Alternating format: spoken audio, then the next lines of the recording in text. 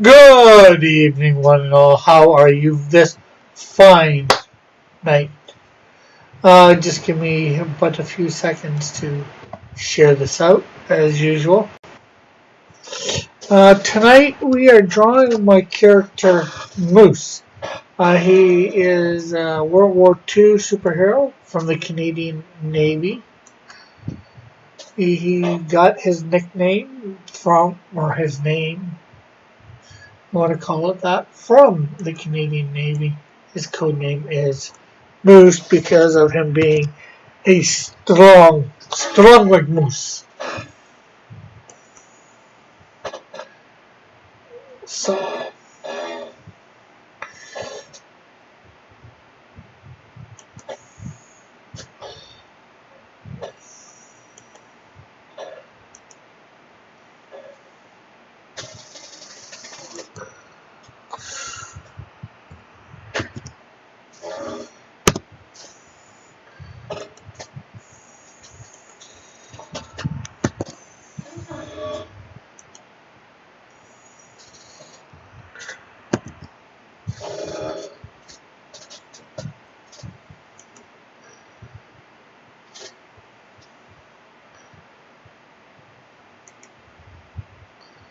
okay, so just gonna post this in Discord, and then we should be ready to go.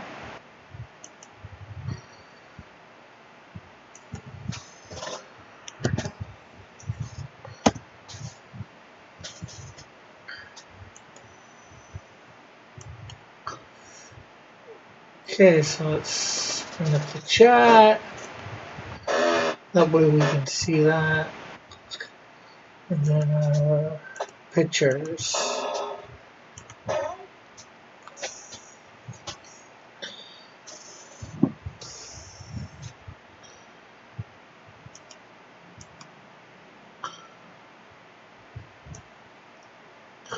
So I'm gonna probably end up. I have one outfit for Moose. So I'm probably gonna change it because going through looking for pictures of good soldiers in position, I found out I was a little bit off on the uniform for a Canadian soldier. So, but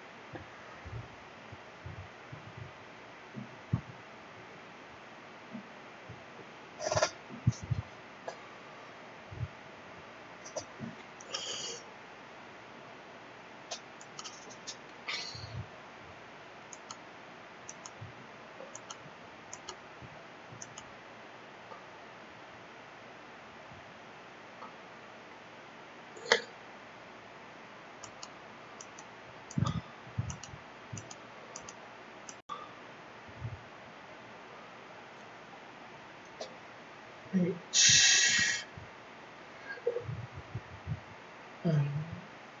Yes.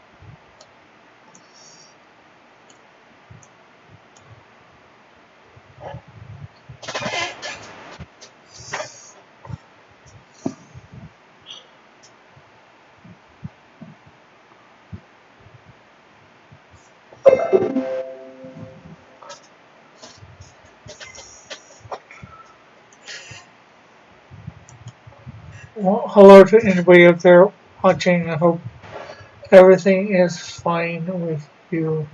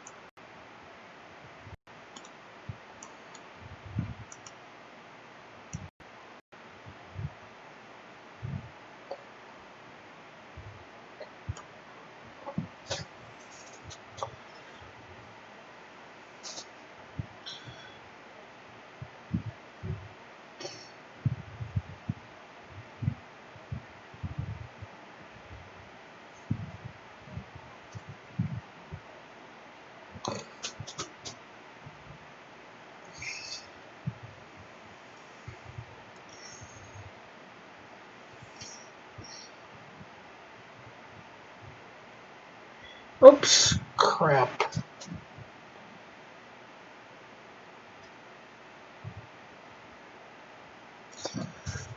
Hey! Is this character named? Oh, no. This is Moose. He is a Navy soldier, Canadian Navy soldier from World War II, Fly Fox. Given the nickname Moose because of his massive strength.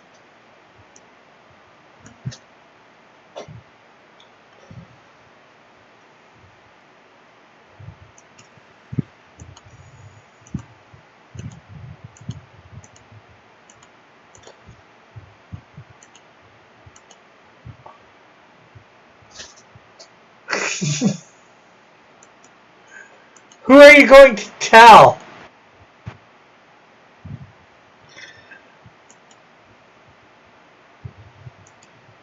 That's what I'd like to know. I'm just got a bunch of World War II pictures here. Canadian officers. Well, some naval, some not. I'm trying to. Do you have any American heroes? I do have a few. Radical Warrior. He's from California. He's a surfer dude. Eh. He actually does appear in the first year and a half. I don't know when they're going to appear. I've got the American Cadet and the American Shield.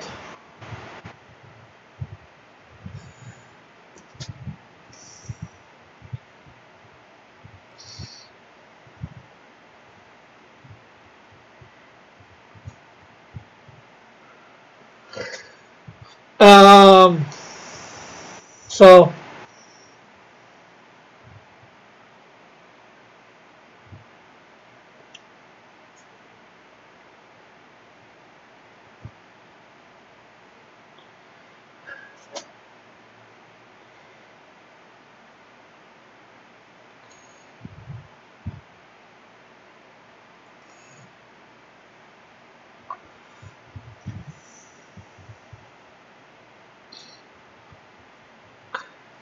Plus, crap isn't that bad.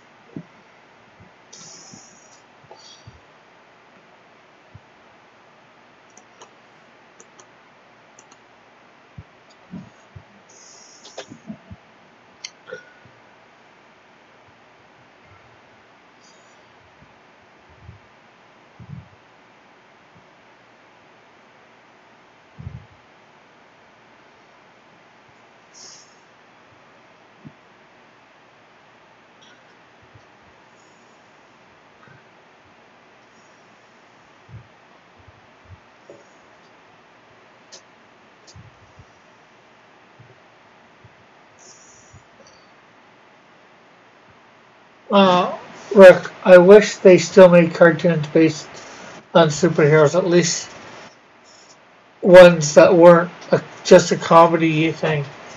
Yeah. Well, although they're not regular stuff, I think there's action Justice League action heroes or something like that. They're like 5-minute shorts or something like that.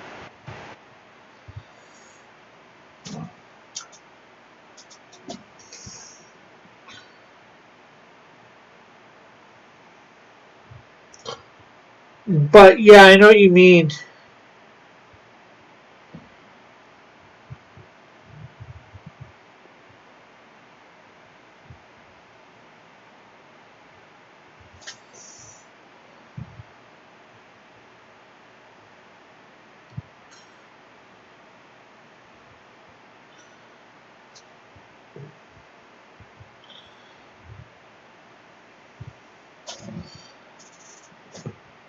Okay, so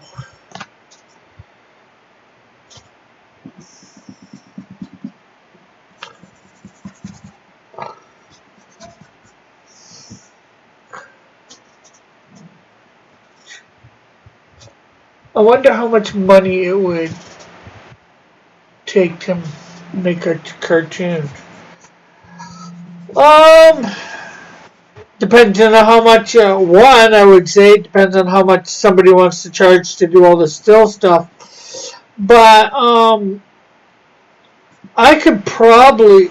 There's enough programs out there to do stuff like that.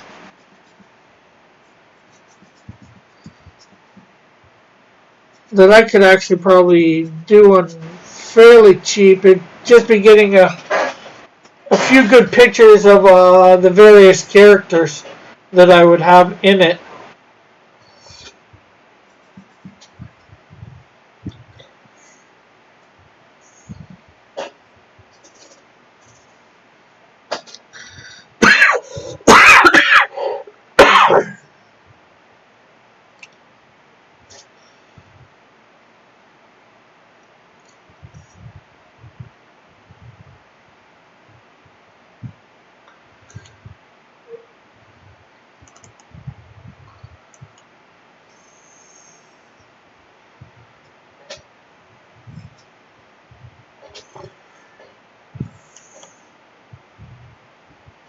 No, I do not have the Rona. I just got a cough.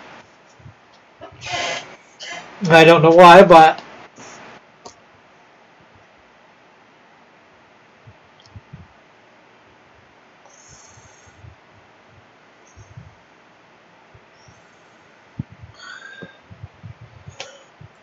anyway, here, let me give you a little bit of details on Moose here. Although we still need to do his one leg and part of this leg, and his hand and his gun.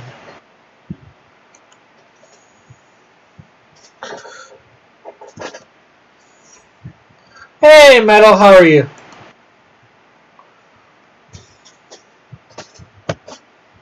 So his real name is Brutus P.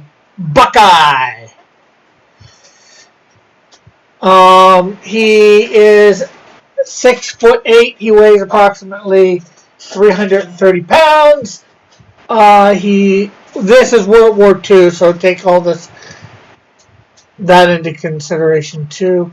Canadian Naval Sailor, Group Affiliation, Secret Warriors, City of Residence, Mobile. Are guns allowed in the Socialist Republic of Canada? Yes, we do have something similar to your whatchamacallit, Bear Second Amendment. I'm not sure exactly what it is, but unfortunately, just like your government, they try and, well, they do say which ones are you can buy, which ones you can't for whatever dumb reason. He is single. He has red hair, blue eyes. First appearance, The Flame, number 17. Brutus was born and raised in a blue-collar family in a small fishing community. He acquired a love for the sea at an early age, so when he became of age, he signed up for the Royal Canadian Navy. One of the first things his superiors and fellow crew members noticed was his amazing physical strength and stamina. For this, he was nicknamed Moose. All gun laws are an infringement. Well, I like the gun laws, but don't let crazies get it. I get the right to bear arms, and pretty much anybody should have it. But actual crazy people probably shouldn't have guns.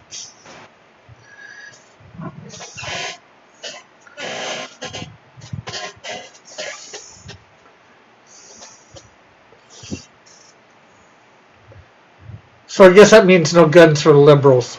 No, I'm kidding. Anyways, Moose was well liked by all the crew and anyone else who knew him. One afternoon, while aboard ship, he overheard some noise coming from one of the cabins.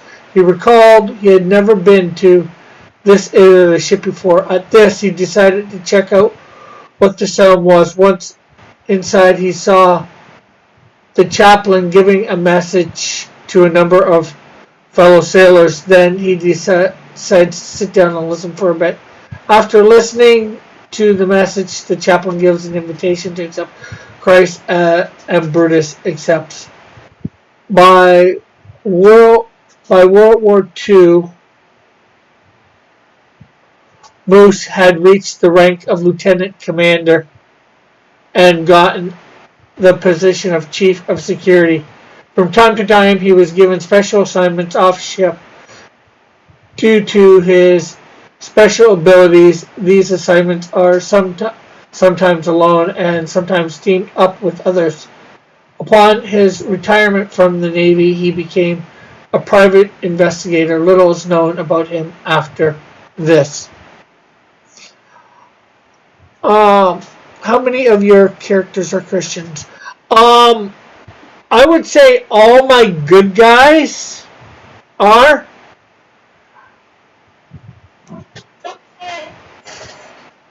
Seeing as how it's a Christian-based comic book universe. I have characters that, I have a character called Speed. He appears to be a good guy to the regular public, but he's actually working for a bad guy. I have a witch-type character that, to the public at large, obviously, she appears to be a good guy, but, because my characters aren't so much into her preaching, the witch, trying to influence, they come in conflict with her. Then I have a character, Libra, where he's a vigilante. Literally, he beats bad guys within an inch of their life. He's sort of a cross between Batman and Spider-Man. So I have characters that some of them are heroes, but they're not heroes, So because Libra's beaten characters within bad guys within and into their life, he sort of gets reprimanded by my one character, the Flame. What about the Buckler? Well, my Buckler isn't, and obviously I don't believe John's Buckler is. My Buckler is from the future, technically, and he comes back and he's trying to be a hero to rival the Canadian Shield, so technically I guess he's a hero, but, yeah, I'm not sure exactly how it's going to work out because, that's 5 or 6 years into the future of my comics when he's going to appear.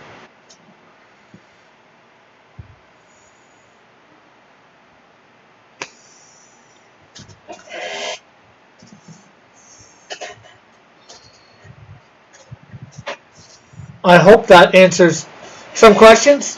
Hey, John, talk about the Buckler and look who appears.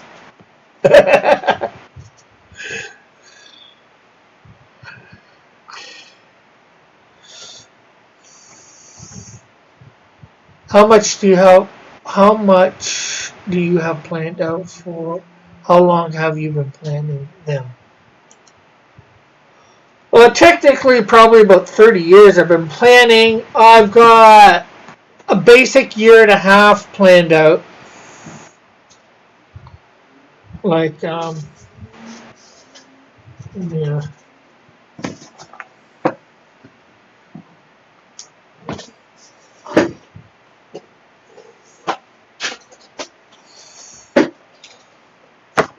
Let me write. So, CS number 1. Universe Cross Comics begins.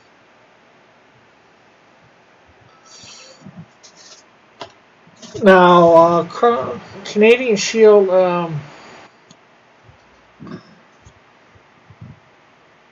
and then Canadian Shield 18 or 19, I'm not quite sure offhand.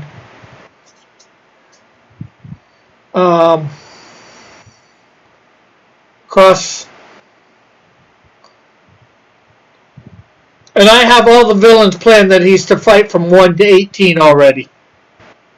I don't have the scripts written. I've got 1 through 8 written. Cross Comics.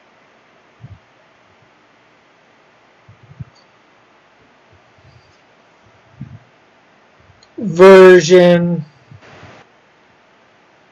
of JLA forms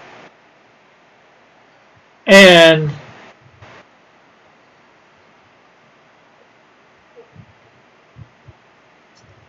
introduced to Cross Comics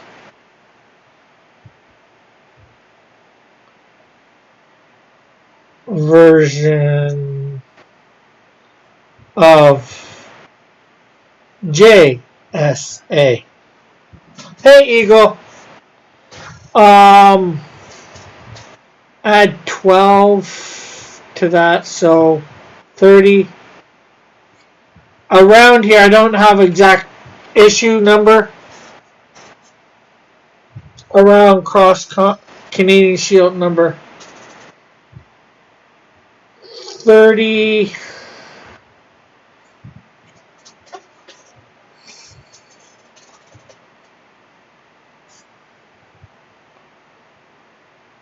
Version of what are they called? Legion of superheroes. So let's 1, 2, 3. So Canadian Shield number 42. Every year I'm planning an event. I'm not sure what this one's going to be. So cross number 4, Canadian Shield number 54. 5.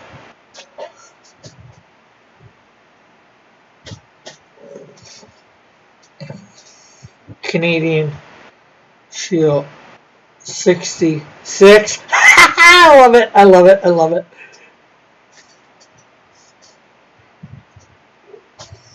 Year of Hell. And then 6. CS number 78.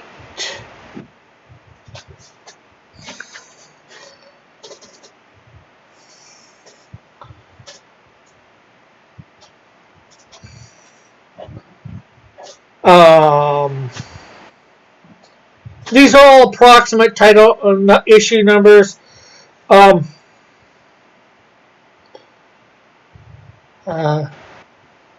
Matter of time.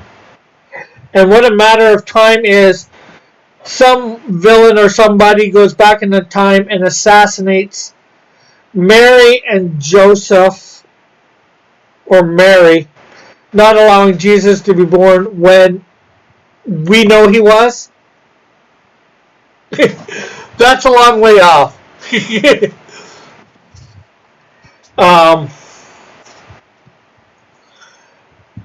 So then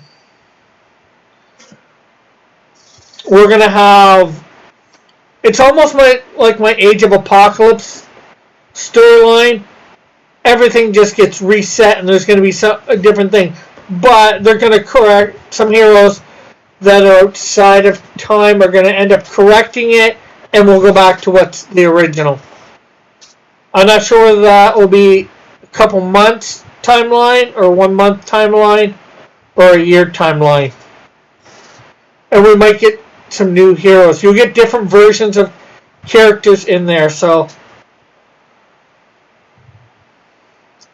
And I'm just using the Canadian Shield numbers, because, I'll have Snowdrift out at this time, Snowdrift, The Wiz, Insecto. These are all coming out here. Flame.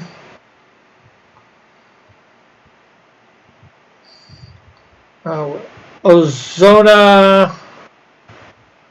And Electide. All these characters are coming out with their own titles. No, see, Metal, the problem is, I'm not killing off Jesus. What's going to happen for a matter of time is it's going to show that no matter what anybody does with time, God can retroactively make everything go to figure out the timeline. I'm not sure how to put it. In other words, Christ will be born no matter what. It's going to show. Jesus will be born no matter what in that storyline, that story arc. And of course, this is going to go over all my. This is going to go over all my. This is going to go over all my titles. This, and this. How they're linked, and then of course with this here, my version of the thing, you'll have an 8th book, the Holy Warriors, where you'll see them teamed up every month fighting somebody.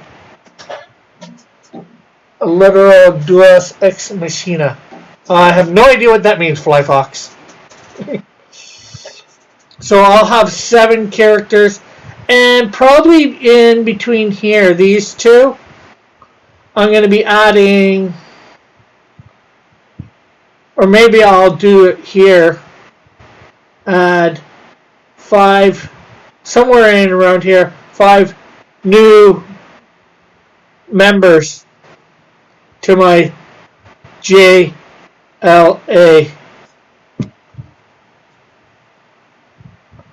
So you'll have 12 members total.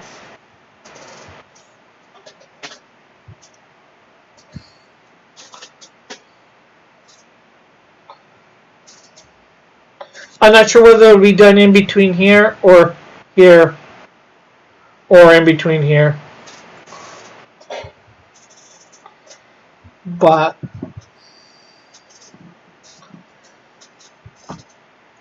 now this is just overview. Like I haven't planned out, from, we'll say 19 to 30, I have not planned out who the villains he's facing in here or here. I think Insecto for a few issues I do. I got a story arc where Insecto and the Flame are going to become best buddies. They're going to be my world's finest, if you will. They're going to be what I call Team Supreme.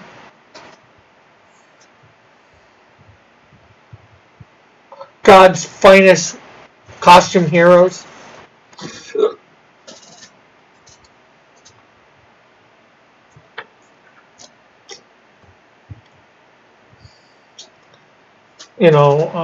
What's this? After this is 80. I have no idea for Canadian Shield. 80. And, we're going to have 50 in here, so, that's going to do, I'm going to have something probably special for 50 and maybe 75 and 25 as well. And, of course, when we hit 100, each of them 100.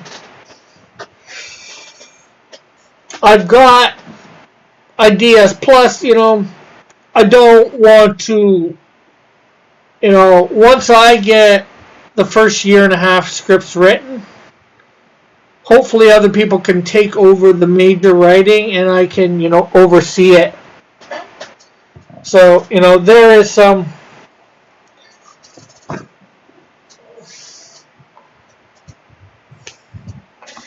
information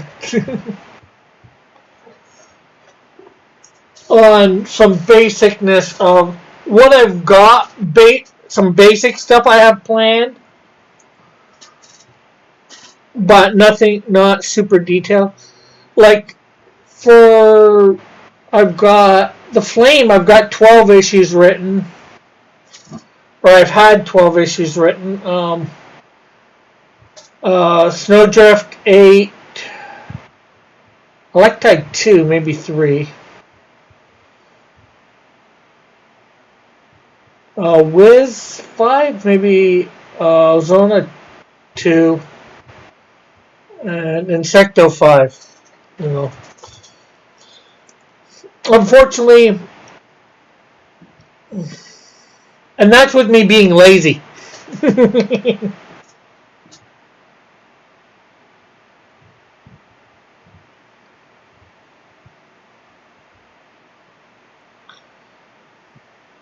And I used to have all the profiles done for all the characters for the first year and a half, but I misplaced a bunch of them, so I'm in the middle of redoing them.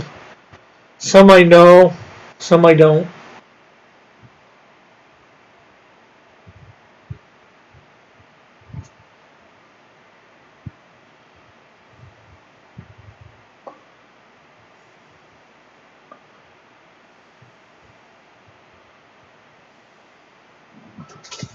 Okay, so everybody went quiet all of a sudden.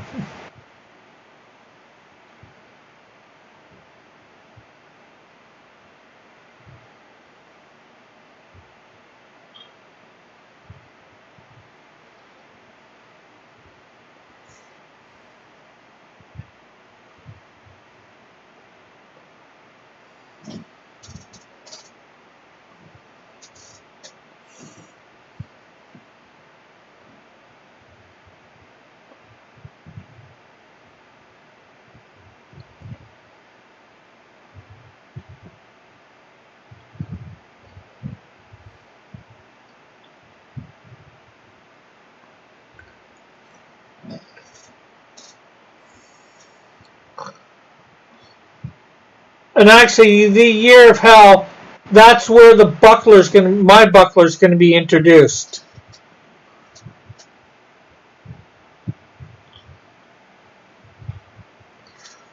I'm still trying to reconcile the fact that you have this desire to time travel.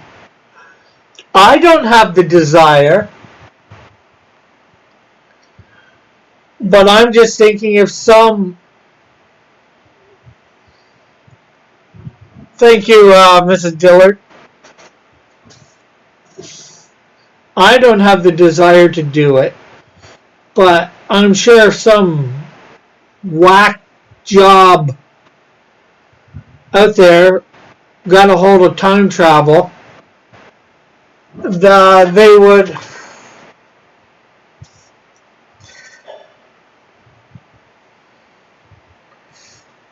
possibly try it.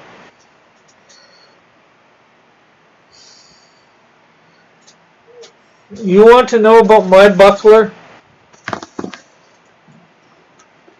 I gotta find.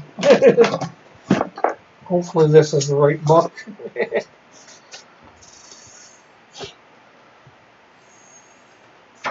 Probably not. No, my luck.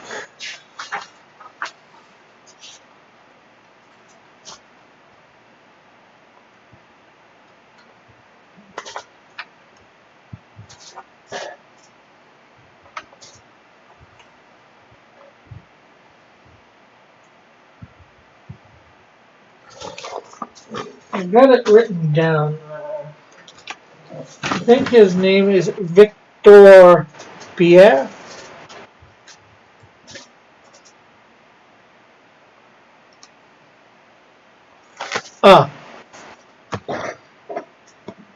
Sorry, Pierre Victors.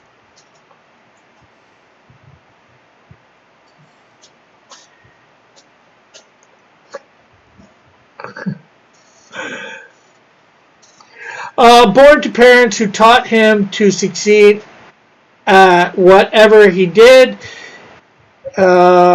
he soon gained an interest in sports and ended up joining the teams at school. He became an became a star on the teams he joined. All this time, he'd also kept his grades up. In fact, he was on the honor roll in high school, so he ended up on a list of candidates to test and be Canada's newest hero, as appointed by the government. When the candidates were gathered together and compete for the prize of becoming Canada's government superhero, basically, he beat them all. A day before he was to put on the suit and be proclaimed Canada's prime hero, he was told the suit has suddenly disappeared from the lab. With this, he goes on a quest to find out what happened. He eventually learns that the suit had disappeared to the past, where one known as the Canadian Shield wore.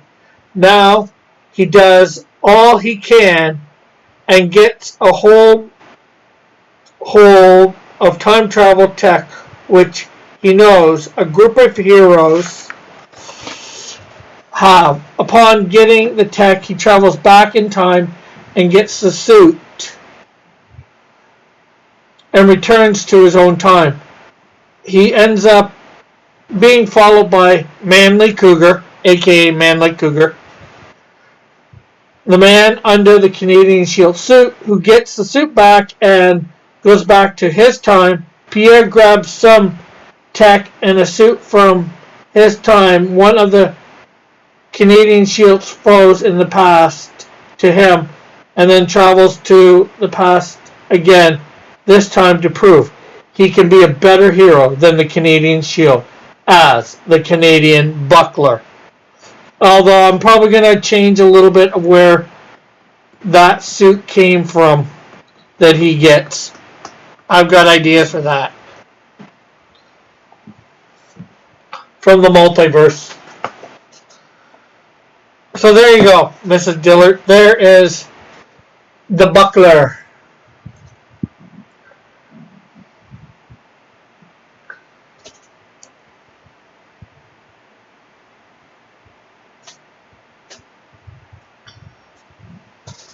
And that's going to go in my Year of Hell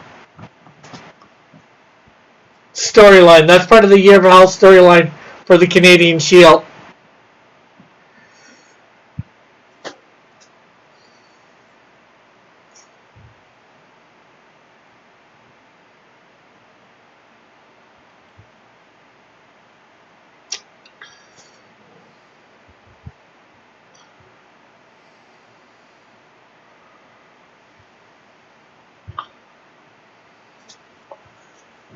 And more importantly, is he more powerful than Dillard's knockoff buckler? Well, he will obviously be trained, more professionally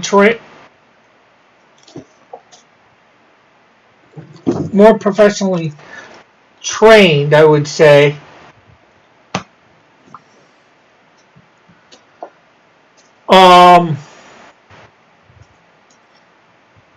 And I would say the suit that he's getting would definitely make him more powerful than John's buckler.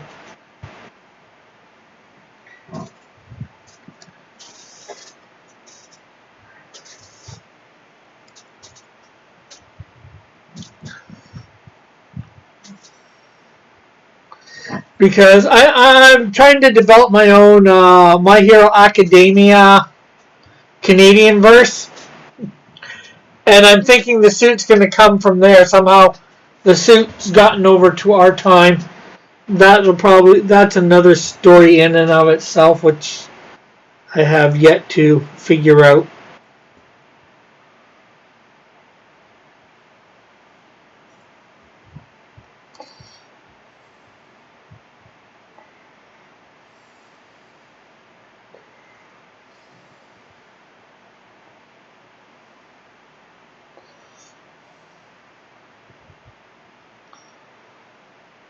But he's not going to be as powerful as my Canadian Shield, the Prime Canadian Shield. My buckler is not going to be as powerful as my Canadian Shield either.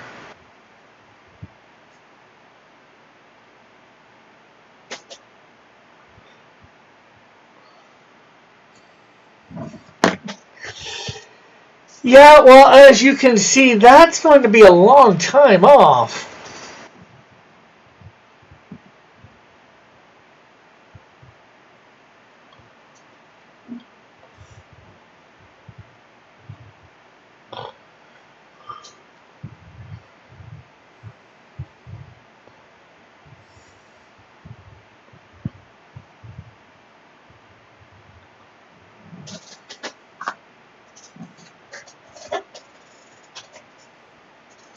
No one can be as powerful as the Canadians.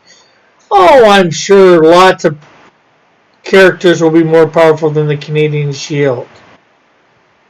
You know, I'm sure Superman would be more powerful than the Canadian Shield.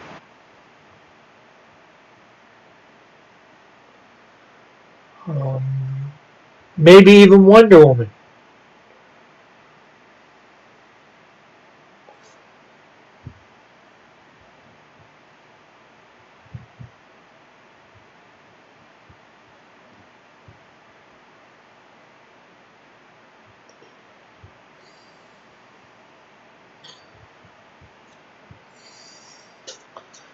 What about my character Starboy? Is he more powerful?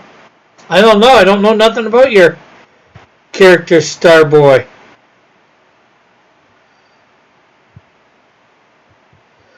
But can you actually have a character Starboy? You know, in the Legion of Superheroes from DC, their future, they do have a Starboy, right?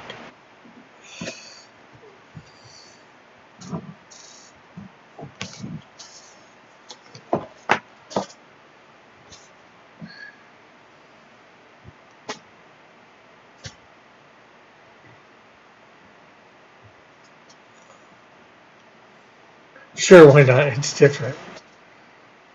Okay, well, then, I still don't know anything about your Starboy character, so I can't say.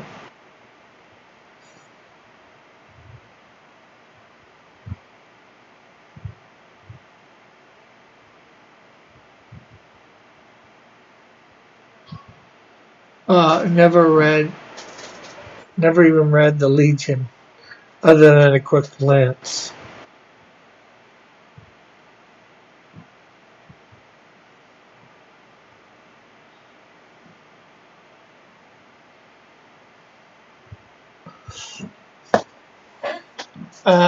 You can, as long as the trademark isn't Starboy. Hey, Space, how are you? Even for merchandise, you have to put something Starboy to avoid copyright infringement. To avoid infringement.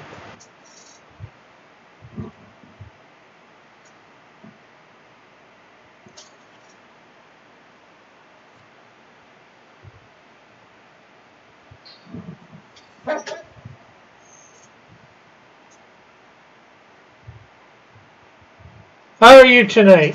Yeah, the book is called Toxic Rock Stars because of that reason, Metal.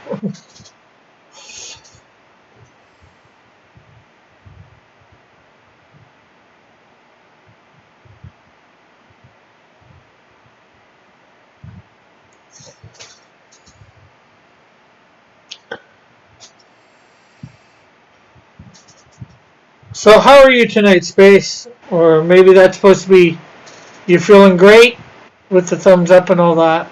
Yeah, so you saw an action figure as Toxic Rock Stars Starboy in your golden.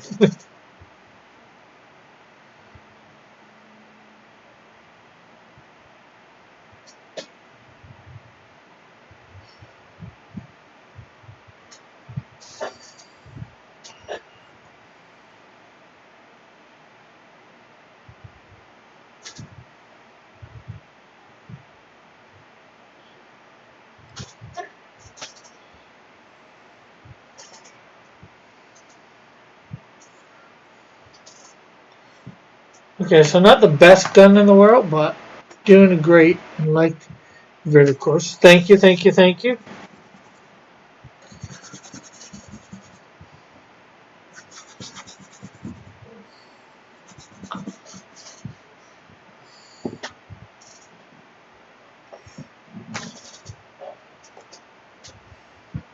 See what I can find other boats here.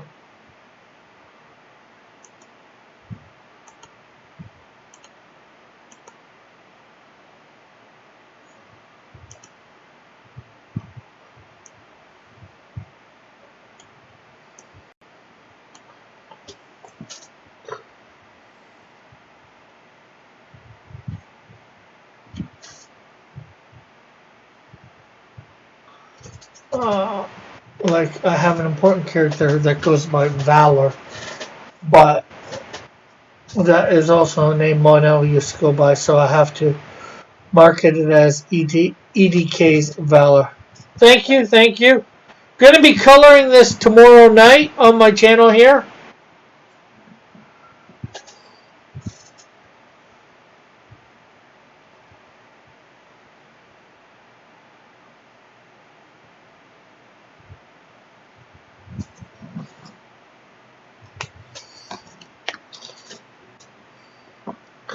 Canadian shear is most likely way stronger than Toxic Starboy, Rockstar Starboy. Yeah, well, it's not all about strength, too, remember? Sometimes it's about outsmarting.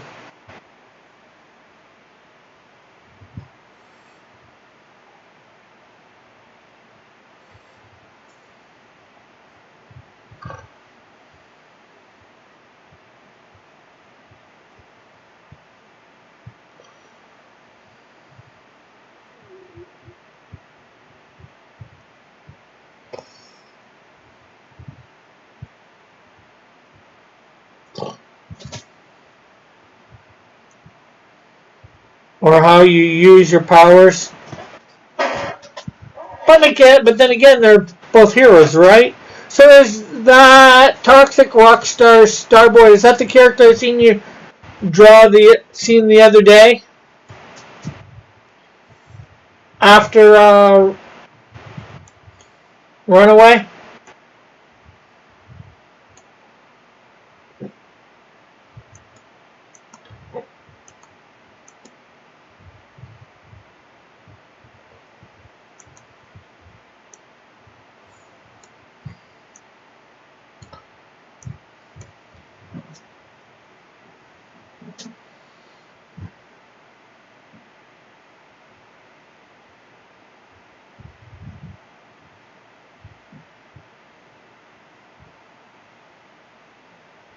With like a vest, sort of like Star-Lord?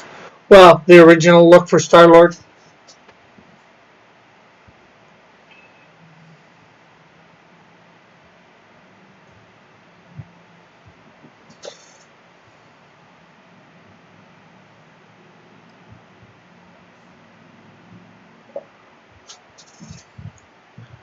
I just made a character and his description is as follows. Says John.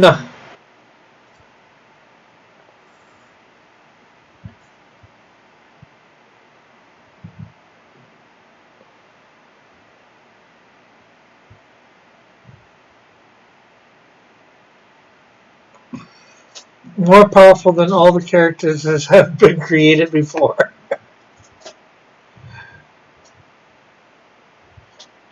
Created so far by anyone.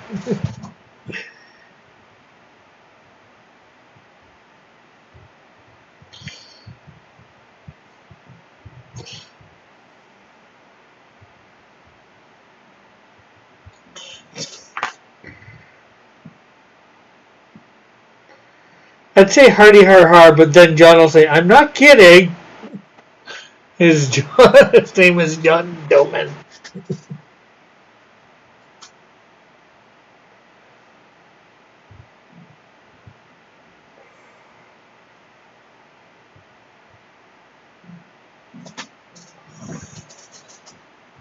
No, that was Steven Starlight. Starboy is an artificial being created by an alien world using the in-world fictional Steven Starlight as a character model.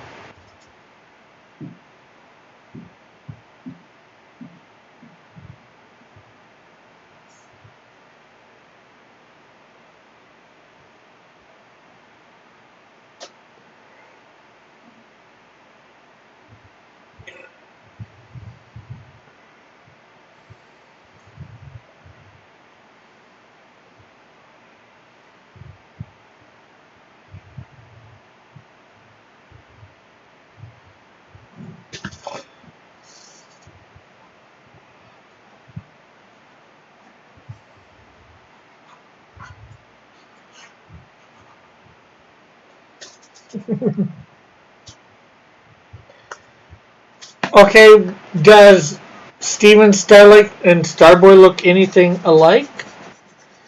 What's the difference in their look?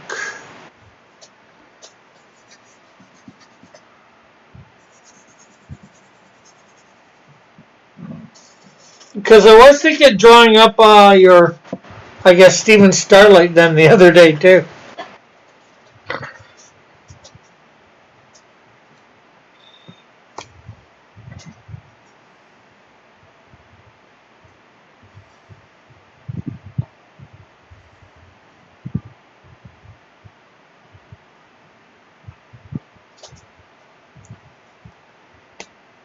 He has a strength of,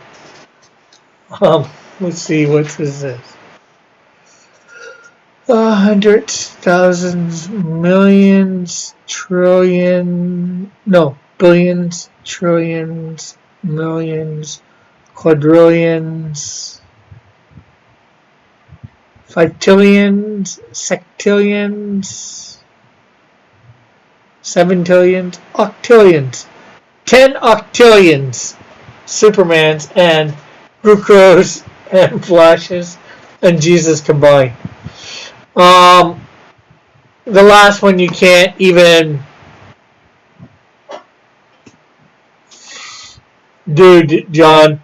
I'll give you the other ones, but the last one you can't. None million. I think that's 8 there. I think he's in the 8s, not the 9s. Metal. Needlessly.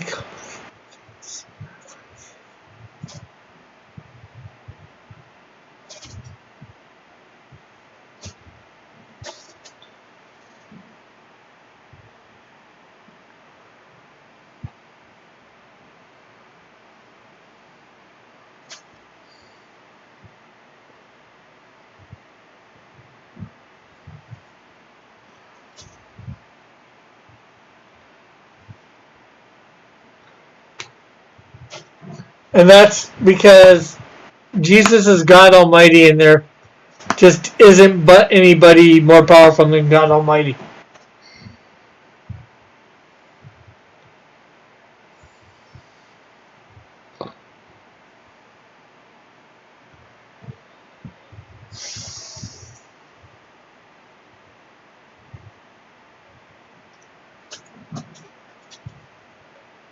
Or easier to measure the strength of Von Dillard's.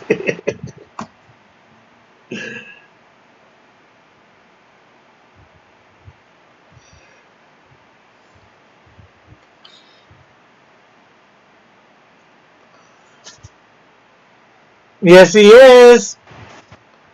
He's God the Son. He is part of the Trinity.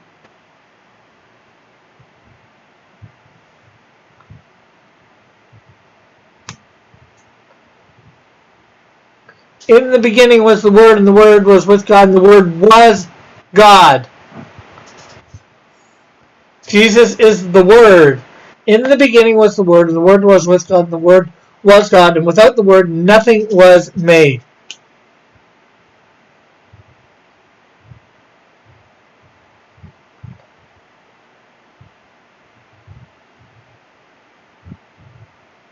Trinity is from the Godhead then, John.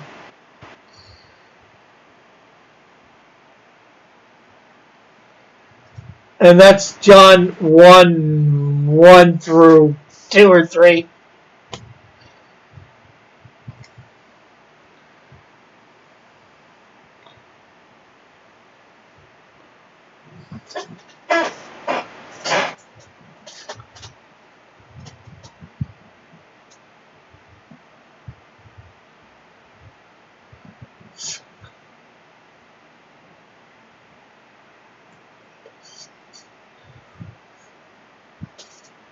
Yeah. But in the beginning was the Word, and the Word was God. With God, and the Word was God. So if Jesus is the Word, and he was with God, and he was God, or it was God, then Jesus is God. And God made the world. So, and if nothing was made without the Word, then the Word, Jesus is God. He is the Creator. And no, not a word, the Word. Somebody else wrote that. The bird. The bird is the word. Does that make the bird Jesus? No, because that's not in the Bible.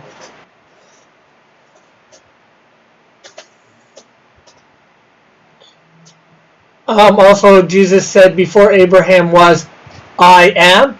Who declared themselves as I am?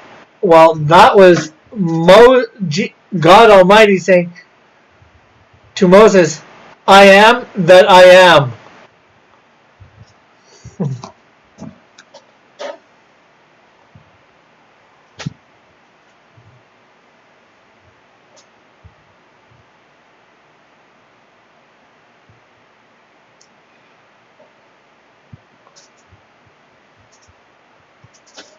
And it doesn't matter what somebody else wrote, that the bird, word of bird, bird of word, I don't know.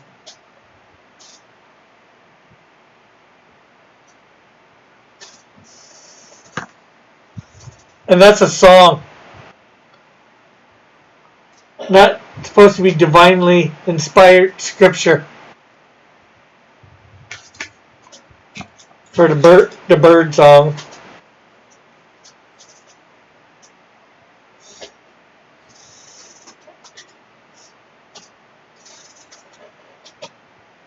The book of John. Well, that would be John, Christ's disciple, who wrote that. And it was passed around in the 1st century. It was passed around within the first. It was written, I think, within 40 years of Christ's. 10 to 40 years of Christ's death. Some divinely inspired scriptures are songs. But no, some people have made songs out of divinely inspired scripture. There's a difference.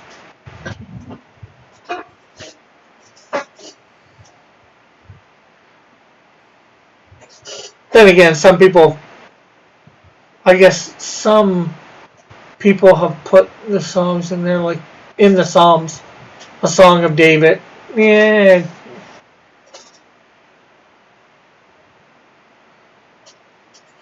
Rick, you and I both know that song.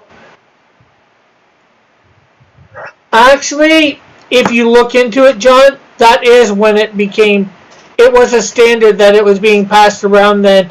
Yeah, the quote-unquote canonical stuff 400 years later, but that was based on things.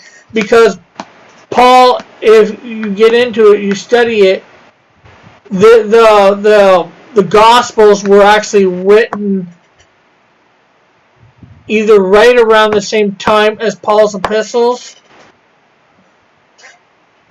because the epistles were even being passed around before then, at the same time, maybe just before the letters of Paul and all that.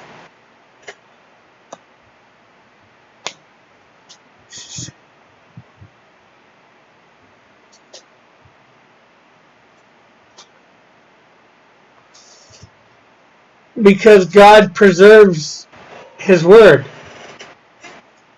The basic message of the Bible has not changed in the last 2,000 years. And there were scriptures, prophecy, before it, leading up to what came true in the New Testament. There were, 300 prophecies Jesus fulfilled, but yeah, some of them he could probably have control over, but some of them he couldn't. Like where he was born, when he was born,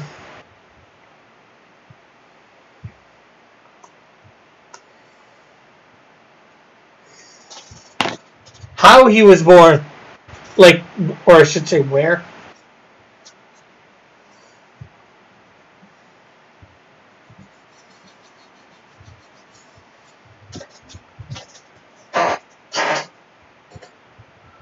It varies from book to book as to how long after Christ did.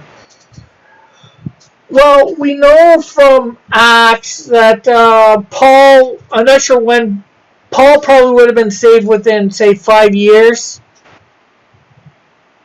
of Christ's death, maybe sooner. And then we know he was probably giving out his letters probably within 10, 15.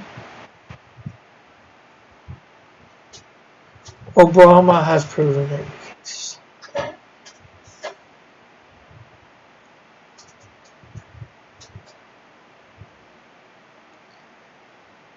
Yeah, Obama has. You can. Everybody can lie about the circumstances of your birth. But Luke went and checked everything out. He was a physician of the time, and he went and he interviewed people. They tried to discount Jesus even in his day like that, but they, there was proof back then.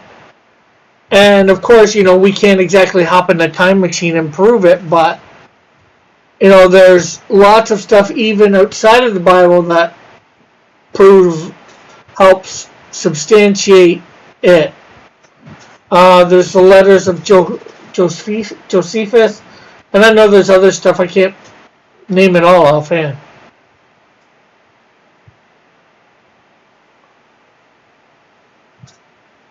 Was he unbiased?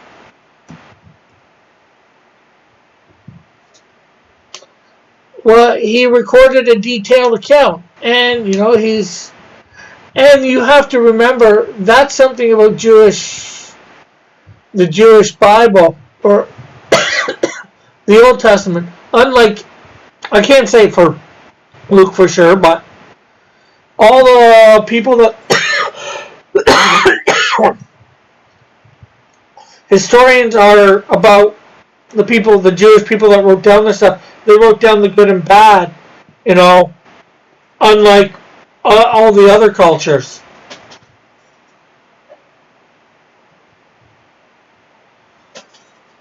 And there's ways, if you read Case for Christ by Lee Strobel,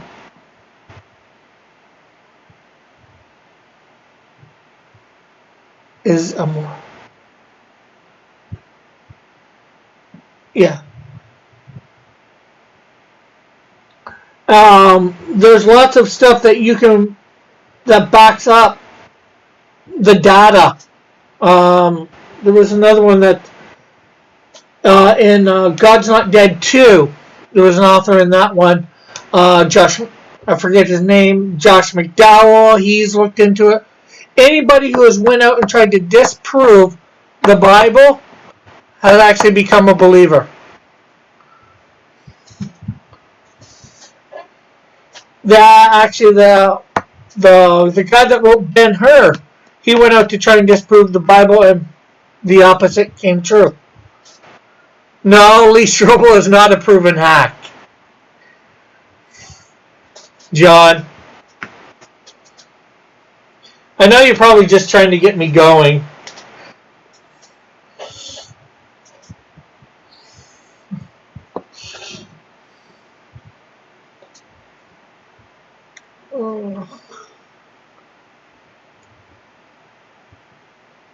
And the one that was in God's Not Dead 2, who is a real person, he was a cold case investigator for the police.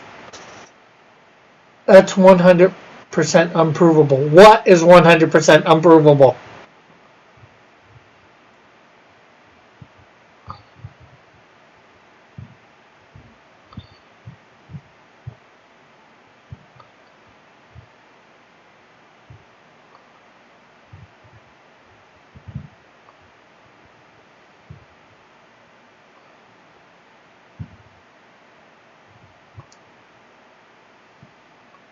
Maybe the fact that everybody that's gone to disprove the Bible that hasn't, they don't.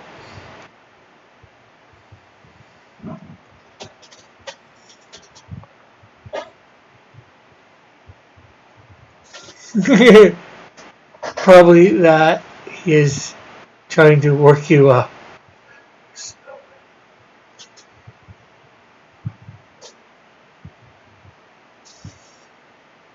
Well, they might not have become a believer, but they couldn't disprove the Bible.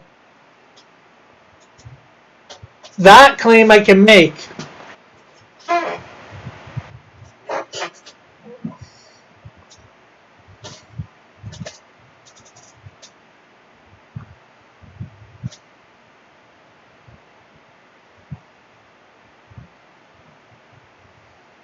Because maybe they just didn't want to believe what they found out.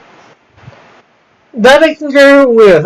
Did I say they became a believer, or did I originally, or did I say they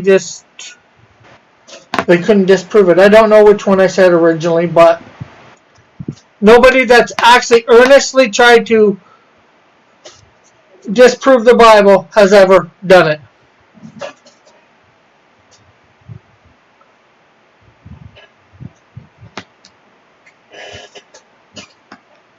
Well, that would be easy. You'd be able to go out, find out about the author, and the author would claim that, it's a fictional story. There are ways to figure stuff like that out. Historical evidence.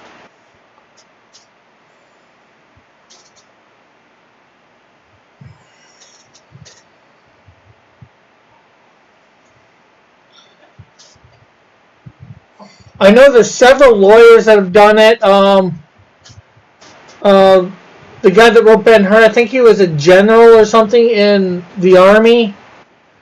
Josh McDowell. There's been police officers, cops. There is so much out there on this subject.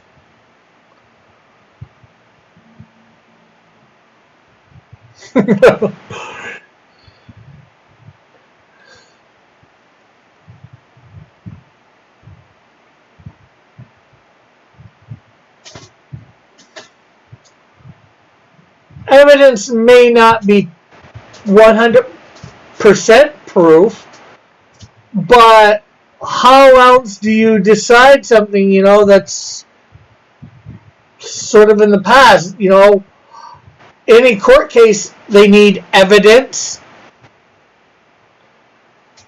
for, to prove what they've saying happened.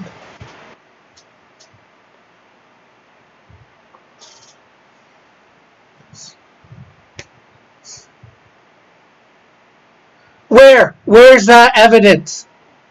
Some people's interpretation of certain evidence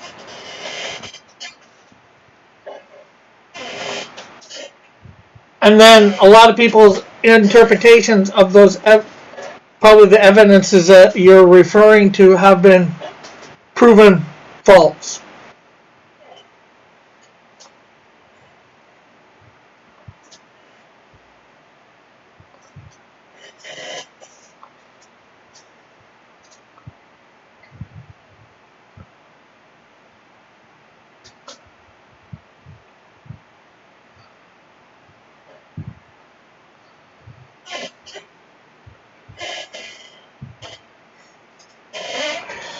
You've got evidence that Dillard is actually just 15 really talented women in a single overcoat, but no proof. Wouldn't the fact that you have evidence be somewhat of proof?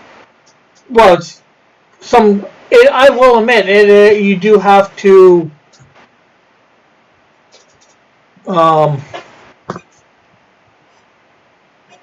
what's the right word?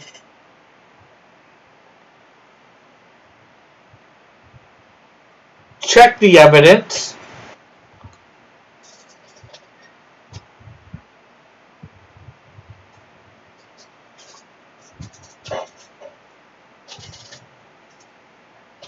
It's leading evidence only, nothing hard.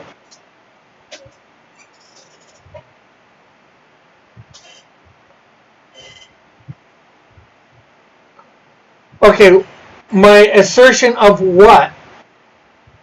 Since now I've forgotten what we're talking about exactly.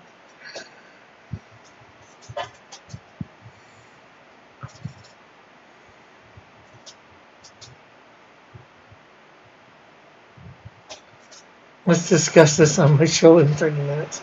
Yeah, I guess we can, or maybe soon, since I am done this.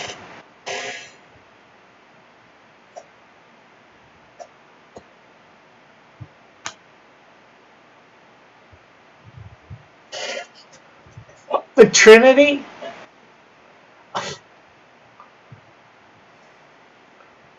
The Godhead? Trinity is a word that we use for the Godhead now.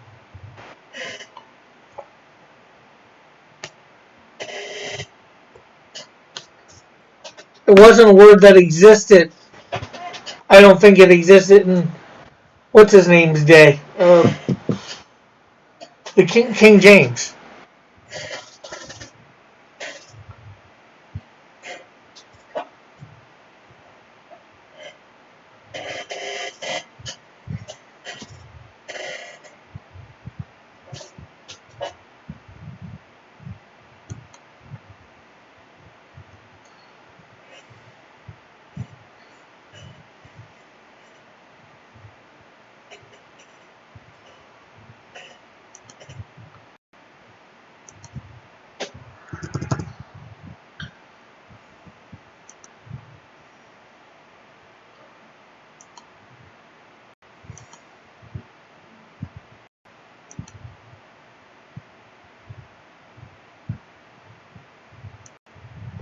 Although I might need 30 minutes to get all my stuff together.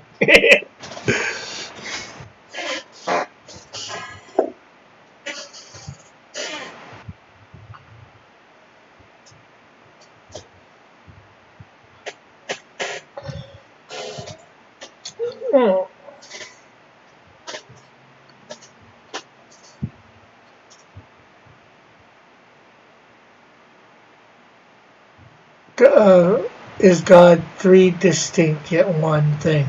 Yeah.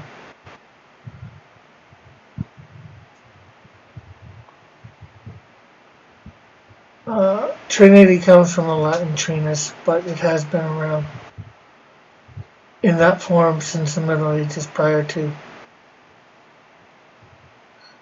Well, I wasn't sure, but I know they translated Godhead, and nowadays we use the term Trinity instead of Godhead most of the time to describe it.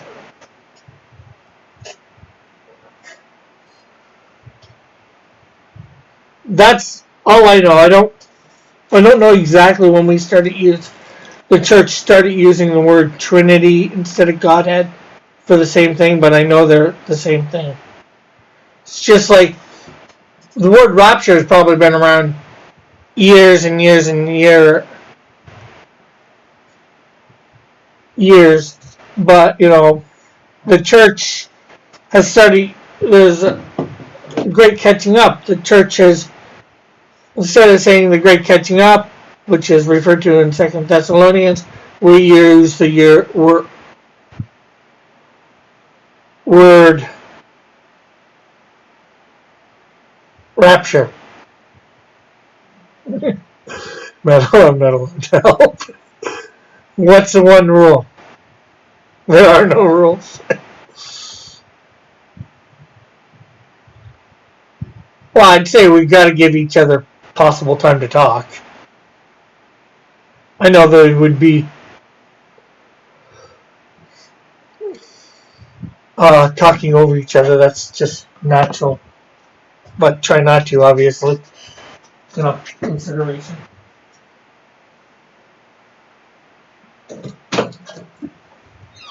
Come on.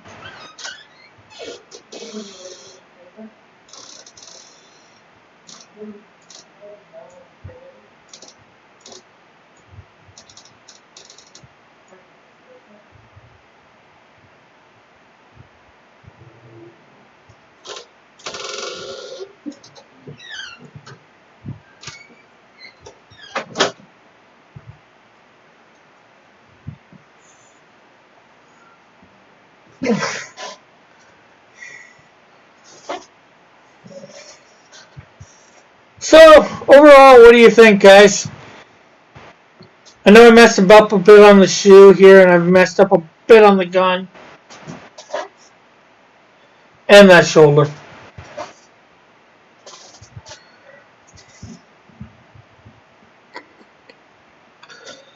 This sounds like it will be very entertaining. It'll be something for sure.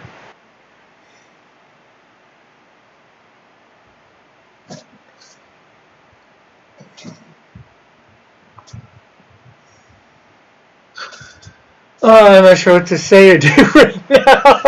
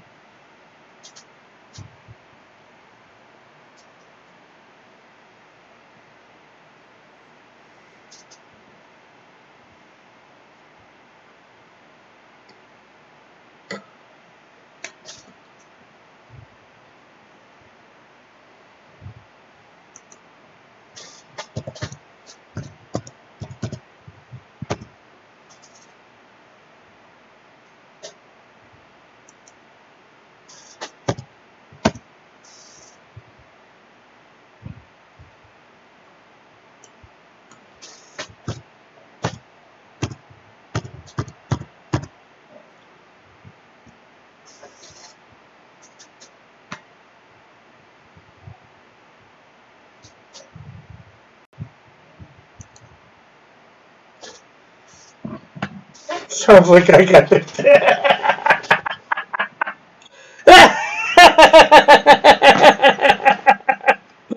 If you're claiming there isn't a Trinity, John, you do not have the thing in the bag.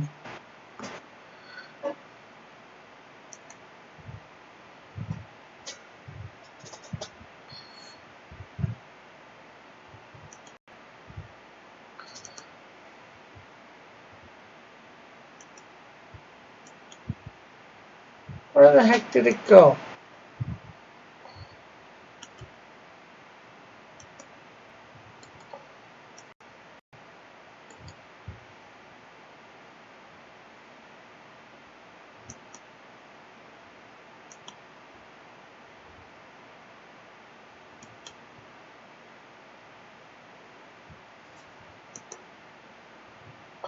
Okay, somehow I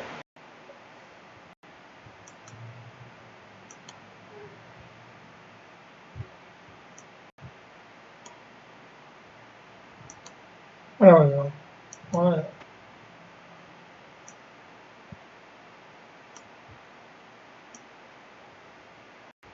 Hey, Mallet.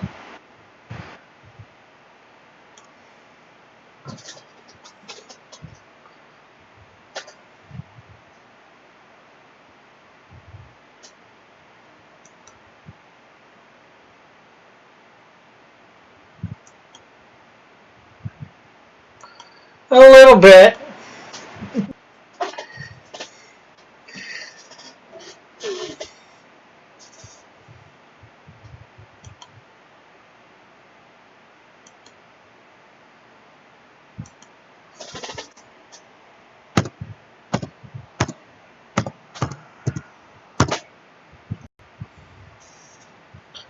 Although it's supposed to be moving over to John's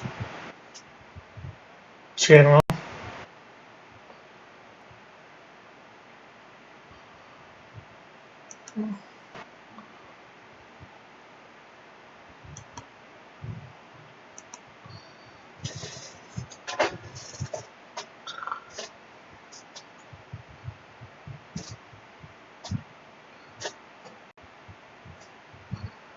Yeah, I don't know what I'm doing at the moment.